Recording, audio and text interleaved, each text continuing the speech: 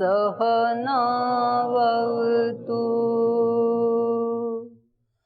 सहनौ भुनक्तु सह वीर्यं करवावहै तेजस्विनावधीतमस्तु मा विद्विषावहै। ॐ शान्ति शान्ति शान्तिः।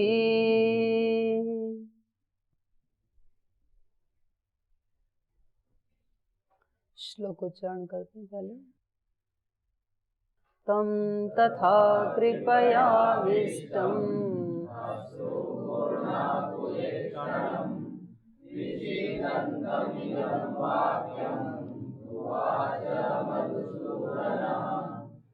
तस्त्वाकश्मलम् इदम्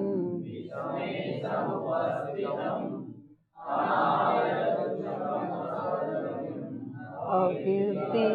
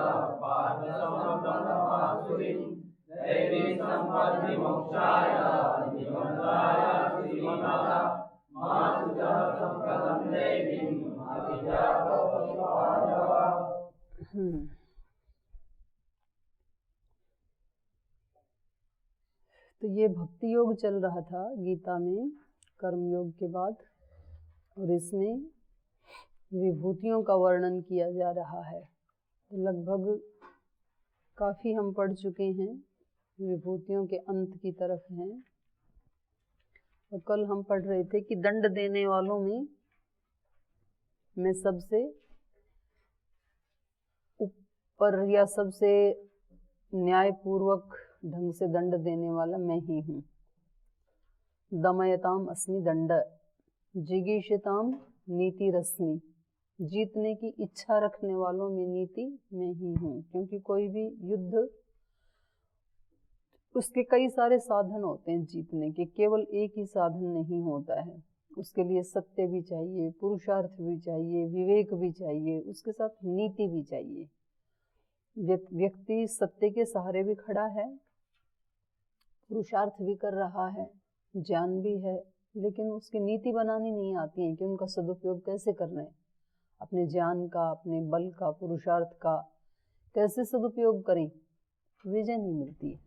और ये जीवन के हर क्षेत्र की बात है। ये केवल अर्जुन को युद्ध लड़ने के लिए ये बात कही जा रही है, ऐसा नहीं है। कुछ लोग बिजनेस में काम करते हैं, पुरुषार्थ भी करते हैं, नॉलेज भी है, डिग्री भी है, चरित्र भी अच्छा है, नीति नहीं बनानी आती है, इसलिए कभी भी उनको प्रॉफिट नहीं होता, लॉस में जाते हैं। संगठन में लोग काम करते हैं, पुरुषार्थ भी सुबह से शाम तक करते हैं, चरित्र भी अच्छा है, ज्ञान भी है कि मुझे कार्य करना है, नीति नहीं बनानी आती है, इसलिए आउटपुट जीरो निकलता है। क्योंकि पता ही नहीं है कि मैं अपनी शक्ति का, अपने ज्ञान का, अपने पुरुषार्थ का कैसे सदुपयोग करूं कि इतना करके मेरे को इतना आउटपुट मिले। विद्यार्थी हैं, पढ़ाई भी करते हैं, 2-3 घंटे पुस्तक को सामने रख के लगे रहते हैं, चरित्र भी पवित्र है, भावना भी पवित्र है, मेहनत भी कर रहे हैं, याद ही नहीं होता है। क्योंकि नीति नहीं बनाई कि मेरे को इतनी देर में इतना मेरे को आउटपुट चाहिए, इतने घंटे मेरे रीडिंग आवर्स हैं, इतने मेरे ध्यान के हैं, इतने मेरे, ऐसे बनाते नहीं है नीति। तो बिना नीति के कभी भी कोई विजय नहीं मिलती है, उसका कभी भी कोई रिजल्ट नहीं आता है, कोई परिणाम नहीं आता है।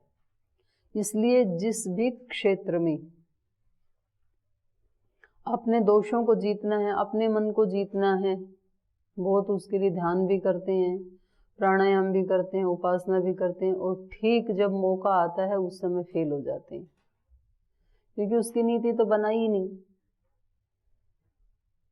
बिना नीति के कभी भी कोई चीज जीती नहीं जा सकती है, इसलिए बार बार वही भूलें होती हैं, वही त्रुटियां होती हैं, और रिजल्ट उसका जीरो होता है, कोई परिणाम आगे नहीं बढ़ पाता है जीवन में।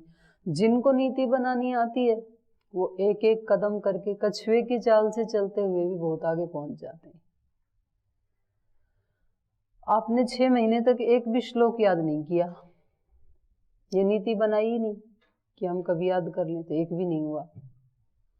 आपने 15 दिन से नीति बनाई कि चलो रोज एक याद करेंगे, तो 15 श्लोक याद हुए कि नहीं हुए। और यदि आपने 1 वर्ष की नीति बनाई कि 1 वर्ष मुझे रोजाना 1 श्लोक याद करना है, तो 1 साल में आपको 365 श्लोक याद हो जाएंगे। तो बिना नीति के कभी भी विजय नहीं होती है, इसलिए कह रहे हैं। और वो नीति जिसके पास है और जिन्होंने विजय को प्राप्त किया है, उसको पाकर के भी फिर व्यक्ति को अहम नहीं आना चाहिए कि देखो ये तो सब बुद्धू हैं, इनके पास, इनको आता ही नहीं है नीति बनाना, इनको आता ही नहीं है कुछ करना, और मैं कितना स्मार्ट हूँ, कितने अच्छे से मैं योजना बनाता हूँ, मैंने कितना इकट्ठा कर लिया है। इकट्ठा करके ये भाव आ गया तो फिर आपने जीती जाती बाजी को हार दिया, फिर जीत के भी हार जाएंगे। तो उसको, नीति को या किसी भी गुण को प्राप्त करके भी किसका समझना है? ईश्वर का है, ये सब उसकी कृपा है। हरि शरणम हरि शरणम, मैं तो भगवान की शरणागति में हूँ। ये एक जाप हमेशा चलता रहे अखंड कि मैं ईश्वर की शरणागति में हूँ, मेरा नहीं है ये, उसकी कृपा हुई तो मैंने कर लिया। नहीं तो व्यक्ति को थोड़ा सा करके फिर अहम आ जाता है, अहम आते ही फिर व्यक्ति उल्टे मुंह गिरेगा। तो ऐसे और लोगों को भी देखा है हमने और अपने जीवन में भी देखा है। जब जब ये दोष आते हैं तब तब व्यक्ति हारता है, जीती हुई बाजी को भी हारता है। बाजी तो हमने उसी दिन ही जीत ली थी जिस दिन हमें ये मनुष्य शरीर मिला। बाकी सब योनियों में हम नहीं गए और मनुष्य योनि में आए, और मनुष्य योनि में आके भी सर्वांग संपन्न शरीर हमें मिला। कितनी बड़ी बात है। आप कुछ बच्चों को देखेंगे, कल मैं एक बच्चे को देख रही थी, उसके पैदा होते ही उसके हाथ इतने बड़े बड़े, इतने भारी भारी हैं, उससे उठा के चला भी नहीं जाता, खाया भी नहीं जाता है। और सब कहीं उसको दिखा लिया, किसी डॉक्टर को समझ में नहीं आता। मतलब आप लोगों के हाथ से भी इतने बड़े हाथ हैं उसके, और इतने मोटे मोटे हैं, और उल्टे पलटे हैं, ऐसे सीधे सीधे उंगलियां भी नहीं है। एक उंगली ऐसे जा रही है, फिर इधर वाली एक ऐसे इधर जा रही है, एक इधर जा रही, ऐसे हैं। अब वो क्या करे, वो बोले मैं स्कूल भी नहीं जाता हूँ, मेरे को सब चिढ़ाते हैं कि ये राक्षस आ गया देखो, कोई कुछ कहते हैं। बच्चों में भी, मतलब बच्चे का जीवन बेचारे का पैदा होते ही डिप्रेशन से युक्त हो गया। तो ये कितनी बड़ी कृपा है। किसी को आंखें नहीं मिली, किसी को जुबान नहीं मिली, किसी को पैर नहीं मिले, किसी को हाथ नहीं मिले। ऐसे देखे लोग, आपने देखेंगे नहीं कभी ऐसे लोग?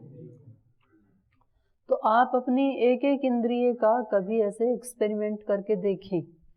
आप थोड़ी देर के लिए यहाँ से उठ के और वहाँ तक जाएं भोजन के लिए, ऊपर जा रहे हैं ना, तो जैसे आपकी आंख नहीं है तो आपको पता लगेगा आधे रास्ते तक चलते कितनी बेचैनी होती है। कभी आप ऐसा फील करो कि आपके पैर नहीं है, आपको वहाँ जाना है, फिर पता लगेगा कितनी वैल्यू है। तो हम उसी दिन जीत गए थे जिस दिन हमें सर्वांग पूर्ण ये शरीर मिला था। लेकिन इस जीती हुई बाजी को भी हम तब हार जाते हैं जब हम इसका घमंड कर लेते हैं या इसका सदुपयोग नहीं करते हैं। तो यहाँ विभूतियों को गिनाना मात्र ये मकसद नहीं है। ग्रंथकार का अभिप्राय केवल इतना नहीं है कि ये कुछ कुछ चीजें बस गिना दें इनको, तो फिर इनकी तरफ ध्यान जाएगा और ये कहेगा कि ये ब्रह्म की विभूति है। इतना मात्र नहीं है, इनका गहरा अर्थ है। इसका गहरा अर्थ यही है कि हर जगह इसको मेरी अनुभूति करनी आ जाए। तो फिर इसके वर्किंग आवर्स में और इसके प्रार्थना आवर्स में कोई डिफरेंस नहीं रहेगा, कोई अलगाव नहीं रहेगा। सारा जीवन ही क्या हो जाएगा, फिर प्रार्थना हो जाएगा। और प्रार्थना में ही एक ऐसी जगह है जहाँ व्यक्ति का सिर झुकता है, अहंकार झुकता है, बाकी जगह तो झुकता नहीं है। तो जब सारी ही चीजें उसकी प्रार्थना हो गई तो फिर ये एक एक कदम करते करते इसको पता भी नहीं लगेगा और ये कब अभिमान शून्य हो जाएगा। तो इसलिए यहाँ कह रहे थे मौनम चैव अस्मि गुह्यानाम, रहस्यात्मक गुह्य किसी चीज को रखना है यदि, तो गूढ़ रहस्यों में मैं मौन हूं। अब मौन में बहुत बड़ी शक्ति है। नहीं तो व्यक्ति सोचता है कि भाई ये मौन रहना तो एक दुर्गुण है, और एक के बदले में चार सुना देना उसको व्यक्ति साहस मानता है, और उसको दूसरे बता भी देते हैं कि आप तो बड़े साहसी हो, हम तो बोल ही नहीं पाते हैं, आप तो बोल जाते हैं। तो उसको लगता है हाँ मैं भी पता नहीं कितना बड़ा काम कर रहा हूँ। लेकिन कब बोलना महत्वपूर्ण होता है, कब चुप रहना महत्वपूर्ण होता है, दोनों ही शक्तियां हैं। बोलना भी एक शक्ति है, तो जहाँ बोलना है वहाँ चुप नहीं रहना चाहिए, बोलना ही चाहिए। और मौन उससे भी बड़ी शक्ति है। स्वामी निर्मलानंद जी महाराज थे कर्नाटक में, एक साधु जिनका मैं बहुत बार जिक्र करती हूँ। 12 वर्ष वो मौन रहे थे। तो उनसे किसी ने पूछा कि महाराज जी मौन की क्या उपलब्धि है, आप मौन रहे हैं तो कुछ बताइए मौन के बारे में। तो उन्होंने बताया कि speaking is silver and silence is gold. बोलना तो चांदी जैसे है और मौन रहना तो सोने जैसा, उससे भी ज्यादा है। तो जब व्यक्ति बोलता नहीं है ना, तो उसके इशारे के ऊपर भी लोग बहुत अटेंशन देते हैं कि मौन, और जब बोलता है तो सुनते नहीं। तो उसमें भी एक शक्ति है, मौन में भी बहुत ज्यादा शक्ति है। और दूसरा ये था कि आज सुबह सुबह ही एक विचार आया मेरे मन में कि हम वैसे तो कई बार चर्चा करते हैं कि दरवाजा एक ही होता है, अंदर जाने का भी और बाहर आने का भी। तो उसी दरवाजे से तो आप अंदर आ गए, उसी दरवाजे से आप निकलेंगे भी, बाहर भी जाएंगे। तो हमारी जो ये इंद्रियां हैं, हमारा चक्षु इंद्रिय, श्रोत्र इंद्रिय, वाग इंद्रिय, पाणी पाद पायोपस्थ और मन, एकादश इंद्रियां जो हैं, ये ही वो दरवाजे हैं जिनसे हमारी एनर्जी निरंतर उसका ह्रास होता है, और ये ही वो दरवाजे हैं जिनसे शक्ति गेन होती है। दरवाजा एक ही है।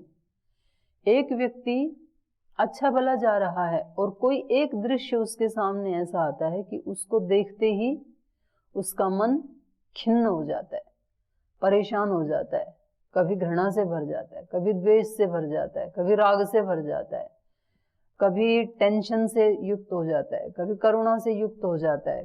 तो ऐसे बहुत सारे दृश्य होते हैं, मतलब जिनको हमें अंदर से देख के प्रसन्नता नहीं मिली। तो उस दृश्य को देख करके आंखों के माध्यम से हमारी शक्ति का क्या हुआ? ह्रास। मन एकदम से दुखी हुआ ना उसको देख करके। कोई भी ऐसे बहुत सारे दृश्य आते हैं जीवन में, कोई ऐसा व्यक्ति हो सकता है, कोई ऐसी वस्तु हो सकती है, कोई ऐसी घटना घट गई है, ये हो सकता है। फिर कोई ऐसा दृश्य आता है कि उसको देखते ही मन प्रफुल्लित हो जाता है, कितना सुंदर है। कोई फूल आ गया, कोई व्यक्ति आ गया, कोई वस्तु आ गई, कोई संत महात्मा योगी मिल गया, आप उठे और कोई बहुत बड़ा सिद्ध योगी आपके सामने आ गया दरवाजा खोलते ही, तो कैसा लगता है? मन प्रफुल्लित होता है। तो आंख के माध्यम से हमने उस शक्ति को गेन कर लिया। ऐसे ही शब्द के बारे में है, ऐसे ही श्रोत्र के जो विषय हैं शब्द, ऐसे ही वाणी का जो विषय है। एक शब्द बोल करके फिर मन दुखी होता है कि ये मैंने क्या बोल दिया। एक शब्द बोल करके मन को कि मैंने कितना अच्छा किसी गिरते हुए को उठा लिया। एक शब्द सुनते हैं तो मन बहुत दुखी परेशान हो जाता है। एक शब्द सुनते हैं तो लगता है कि अब तो जीवन में सब कुछ कर लूंगा, मैं खड़ा हो जाऊंगा। प्रेरणा वाले वाक्य जब सुनते हैं तो एक एनर्जी आती है। और कोई हमें कहता है कि आप कुछ नहीं कर सकते कभी जीवन में, मेरे से लिखवा लो, तो ये शब्द सुन के कैसा लगता है? ह्रास होता है शक्ति का। ऐसे ही ब्रह्मचर्य के द्वारा शक्तियों का गेन होता है और ब्रह्मचर्य के खंडन से शक्तियों का नाश होता है। एक पैर वहां लेके जाते हैं किसी मंदिर में, किसी गुरुद्वारे में, किसी पवित्र स्थान में, किसी आश्रम में, किसी गुरु के पास, कि वहां जाके लगता है कि यहाँ आ जाना धन्य हो गया। और कभी पैर ऐसी जगह ले आते हैं कि अरे यहाँ कहाँ आ गए, निकलो यहाँ से जल्दी। तो काम एक ही है इंद्रिय का। एक जगह वो शक्ति को गेन करता है, एक जगह वो शक्ति का ह्रास करता है, खोता है अपनी शक्ति को। फिर मन सबसे ज्यादा, क्योंकि इन सारी इंद्रियों के साथ भी मन जुड़ा है। मन अंतःकरण है, अंतः इंद्रिय है मन। मन के द्वारा जो चिंतन चलता है हमारा, एक ऐसा चिंतन भी मन के द्वारा कर सकते हैं जिससे निरंतर शक्तियों का ह्रास होता है और हो रहा है। कोई ना कोई ऐसे उल्टे सीधे विचार चलते हैं जिनका कोई तुक नहीं है, जिनको सोचने से कोई फायदा नहीं है, और वो चले जा रही हैं और बिना रोक टोक के चले जा रही हैं और बड़े प्रवाह से चले जा रही हैं, तेज गति से चले जा रहे हैं। और ऐसा सोचते सोचते हम 1, 2, 4, 5, 6 घंटे में इतने थक जाते हैं कि लगता है थोड़ा सो ही जाएं। और एक ऐसे विचार कभी मन में उठते हैं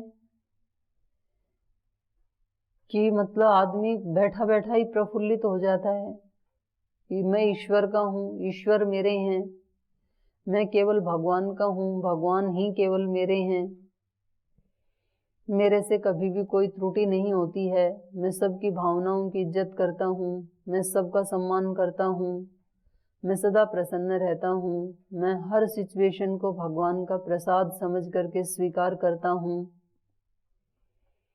मैं अपने छोटे बड़े सबके सुख दुख का ख्याल रखता हूँ।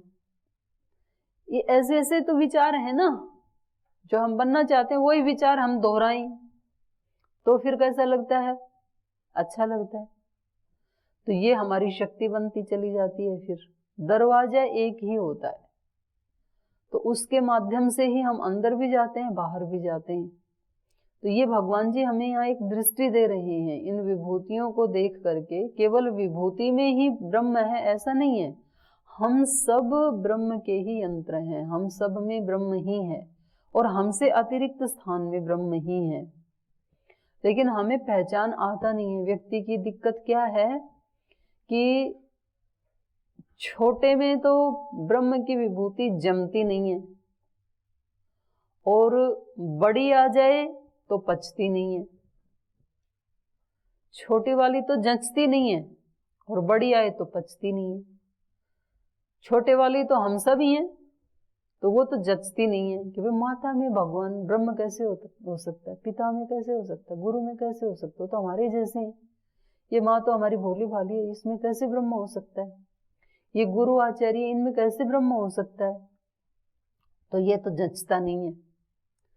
और सूर्य का तो जचता है कि सूर्य में ब्रह्म है, इतना तेज है, और सूर्य वहां से जहां उसका स्थान है ना द्युलोक में, वहां से टूट के मानो वो स्थान छोड़कर ऐसे आया आपकी तरफ, तो क्या करोगे फिर? पता लगे यहाँ थी आ गया, यज्ञशाला के पास ही आ गए, फिर क्या करोगे? भागना पड़ेगा, छिपाओगे अपने आप को, रे तो टूट के आ रहा है हमारे पास ही, तो वो पचता नहीं है। नक्षत्र, तारे, सितारे, सूर्य, चांद वहां आकाश में है तो बड़े सुंदर लगते हैं, और जब कोई तारा टूट के पृथ्वी की तरफ आने लगे तो क्या करोगे? भागेंगे फिर कि कहीं हमारे ऊपर ही ना गिर जाए। तो जो बड़ी विभूति है वो तो पचती नहीं है, और जो छोटी विभूति है वो जचती नहीं है। ये मनुष्य की कमजोरी है। तो ये कह रहे हैं कि ना तो बड़ी को अपने पास बुलाओ और ना छोटी की अवहेलना करो, बल्कि सब चीजें अपने अपने स्थान पे हैं। सूर्य, चंद्र, तारे, सितारे वो सब अपने अपने स्थान पे हैं। मनुष्य, संबंध, रिश्ते, बिजनेस, व्यापार, पशु, नौकरी, पेशा, सब अपनी अपनी जगह हैं, और उनको अपनी अपनी जगह ही रहने दो, उनको घालमेल मत कर दो। इसको छोड़ के भाग जाऊं, इस संसार को, इस संबंध को छोड़ दूं, इस पत्नी को छोड़ दूं, इस पति को छोड़ दूं, इन बच्चों को छोड़ दूं, उस गुरु को अपना लूं, उसके आश्रम में चला जाऊं। आप जहां हैं वहां बिल्कुल ठीक है, इसलिए जहां हैं वहां के कर्तव्य को निभा लो, चीजों को अपनी अपनी जगह रहने दो, और उस सब जगह उस एकमेव मात्र को ही हम देखें। ये दृष्टि हमें यहाँ पर भगवान दे रहे हैं। तो गुह्यानाम चैवास्मि मौनम ज्ञानवताम अहम ज्ञानम, जो ज्ञानी हैं उनमें ज्ञान मैं ही हूँ। अगर कोई बहुत ज्ञानी व्यक्ति दिखे तो ये ज्ञान उस व्यक्ति का नहीं है, बल्कि ब्रह्म का है वो ज्ञान, और वहां उस ज्ञान के माध्यम से ब्रह्म के दर्शन करके मन ही मन वहां पर प्रणाम कर लेना। और यहाँ पर दो चीजें दिखाई इन्होंने, कल ही बताया था ना कि छल करने वालों में मैं क्या हूं? द्यूत। 36 नंबर में बताया था ना, छलयताम अस्मि द्यूतम। ठीक है, व्यक्ति ज्ञानी में तो पहचान लेगा कि ये ज्ञान ब्रह्म का ही है, लेकिन जो छल कपट चालाकी करते हैं वहां पहचानने में दिक्कत आ जाएगी। राम में तो पहचान लेगा कि ब्रह्म है, लेकिन रावण में पहचानने में बड़ी मुश्किल हो जाएगी कि ये ब्रह्म कैसे हो सकता है। तो इन्होंने ये बताया कि वहां पर भी जो विशेषता दिख रही है वो मैं ही हूं। कपड़े अलग अलग हैं दोनों के, लेकिन मुझसे अतिरिक्त तो एक कण भी नहीं है सृष्टि का।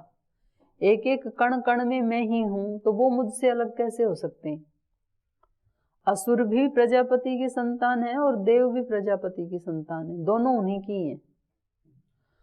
गुण भी मुझ आत्मा के ही हैं और अवगुण भी मुझ आत्मा के ही हैं। दोनों है ना हमारे अंदर, दोनों किसके हैं? गुण तो मेरे हैं और दोष किसी दूसरे ने चिपका दिया आकर के मेरे गले में। ऐसे होता है क्या? दोष भी मेरे ही हैं, गुण भी मेरे ही हैं। करना क्या है मेरे को? दोनों को बढ़ाने या घटाने की शक्ति भी मेरे ही पास है। तो मुझे समझदारी ये है कि गुण को बढ़ाना है, उनका सम्मान करना है, और जो मुझे ही दोष दिख रहा है तो वो तो दूसरे को भी दोष ही दिखेगा, उसको मुझे हटाना है। लेकिन दोनों मेरी ही शक्ति से पोषित हो रहे हैं। कल पूछा था ना इन्होंने एक प्रश्न कि गुण तो भगवान के, अवगुण किसके? खेत में गेहूं बोए थे अभी यहाँ, और उसमें इतने खरपतवार उगी हुई हैं। खरपतवार बोया था क्या? नहीं बोया। खरपतवार तो अपने आप ही उग गया। अपने आप ही यदि उगता है तो फिर रास्ते में क्यों नहीं उगा, गेहूं में ही क्यों उगा? खाली जगह में भी तो, सूखी बंजर जगह में भी तो उग सकता था ना, वहां तो नहीं है, तो गेहूं के साथ ही क्यों उगा? क्योंकि उसको पानी का पोषण मिला, तभी वो बीज अंकुरित हुए। शक्ति जब तक नहीं मिलेगी बीज को, तो तब तक तो वो अंकुरित नहीं होगा। तो दोषों को भी शक्ति किसकी मिल रही है?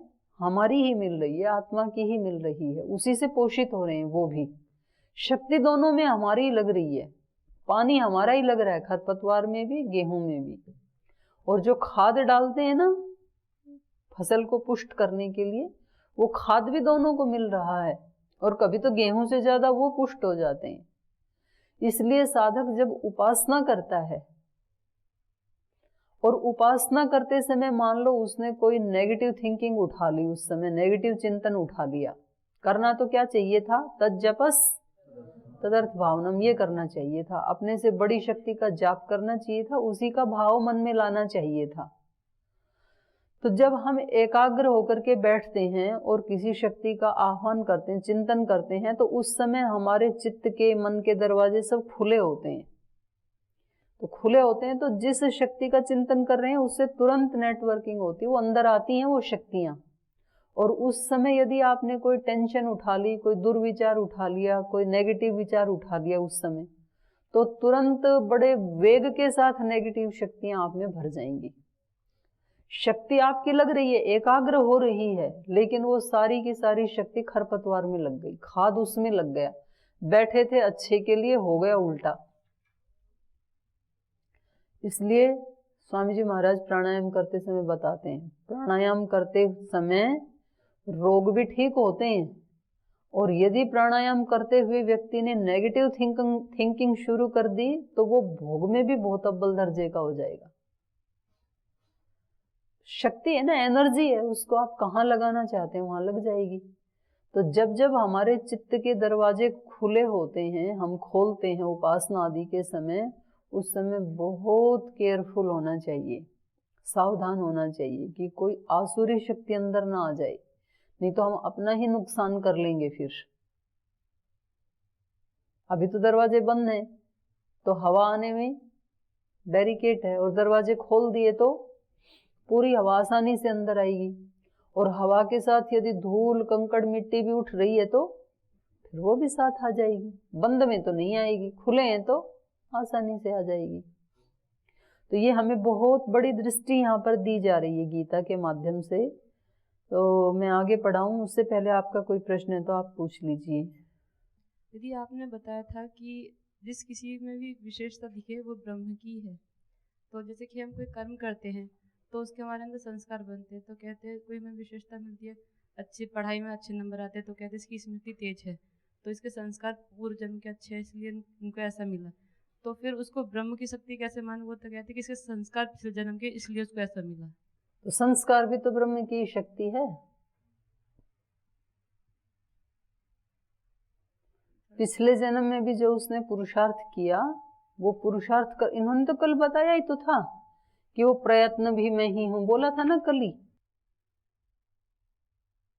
ही तो बताया था।